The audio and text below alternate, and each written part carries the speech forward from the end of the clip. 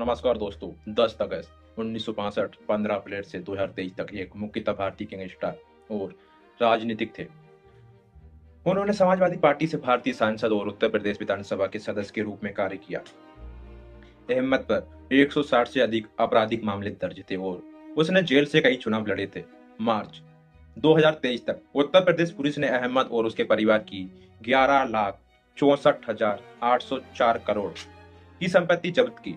2019 में उन्होंने एक गवाह का अपहरण करने का दोषी ठहराया गया।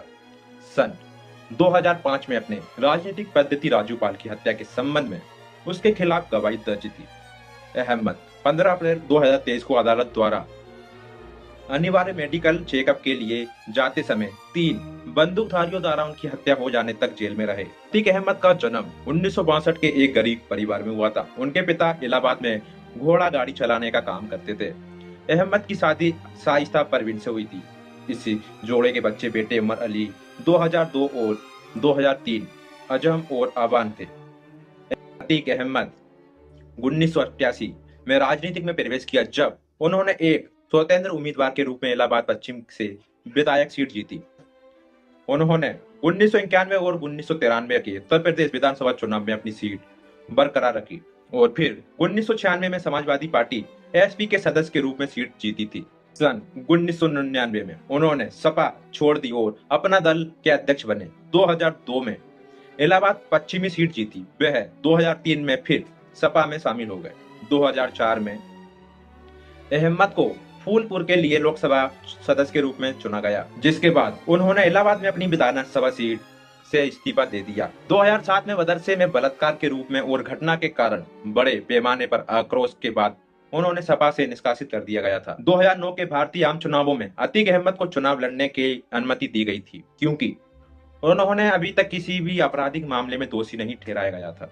हालांकि समाजवादी पार्टी ने उन्होंने वर्ष 2008 में निष्कासित कर दिया और मायावती ने उन्हें बहुजन समाज पार्टी के तहत टिकट देने से इनकार कर दिया गया। बाद में उन्होंने प्रतापगढ़ में अपना दल पार्टी के उम्मीदवार के रूप में चुनाव लड़ा, लेकिन चुनाव हार गए। पाल के विधवा पूजा पाल ने जीत लिया।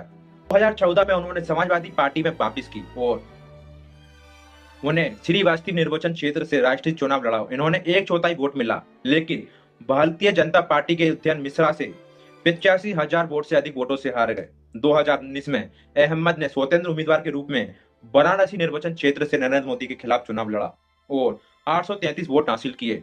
अहमद ने अपराध की दुनिया में ट्रेनों से कोयला चुराकर और मुनाफे के लिए बेचकर प्रवेश किया। बाद में यह रेलवे स्कैम मैटर के लिए सरकारी टेंडर प्राप्त करने के लिए ठेकेदारों को धमकाने के में बदला गया। उसका पहला आपराधिक रिकॉर्ड 1976 में था, जब उस पर प्रयागराज की हत्या के आरोप लगाया गया था।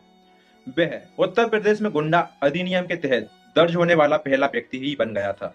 अहमद ने इलाहाबाद में आपराधिक संगठन के अन्य कुख्यात सदस्यों जैसे चंदा बाबा के साथ मिलकर काम किया। 1990 में अपने सबसे बड़े प्रदर्शी सोकल इलाही को इनकाउंटर के बाद अहमद ने बहुत शक्तिशाली हो गया और जबरन वसूली, अपहरण और हत्या के लिए जाने लगा। 2004 में अहमद ने सपा के सदस्य के रूप में फूलपुर के सांसद बनने के लिए इलाहाबाद पश्चिमी विधायक सीट खाली कर दी। उनकी जगह उन्हें छोटे भाई खलीद अजीम ने उपचुनाव लड़ा और भाजपा उम्मीदवार राजूपाल से हार गए। 2005 में राजूपाल को गोली मारकर हत्या कर दी गई और खालिद अजीम अगले ही उपचुनाव जीतने वाले विधायक सीट हासिल करने में सफल रहे। इस मामले में अहमद को मुख्य आरोपी के रूप में घोषित किया गया, गिरफ्तारी किया गया, लेकिन बाद में जमानत मिल गई। अहमद जेल के अंदर से भी अंडरवर्ल्ड की ताकत बनाए रखने में सक्षम था। उत्तर प्रदेश के मुख्यमंत्री के रूप में मायावती में सत्ता में आने के बाद उन्होंने उन पर दबाव बनाया। उन्होंने उस पर 2008 में गिरफ्तार किया गया।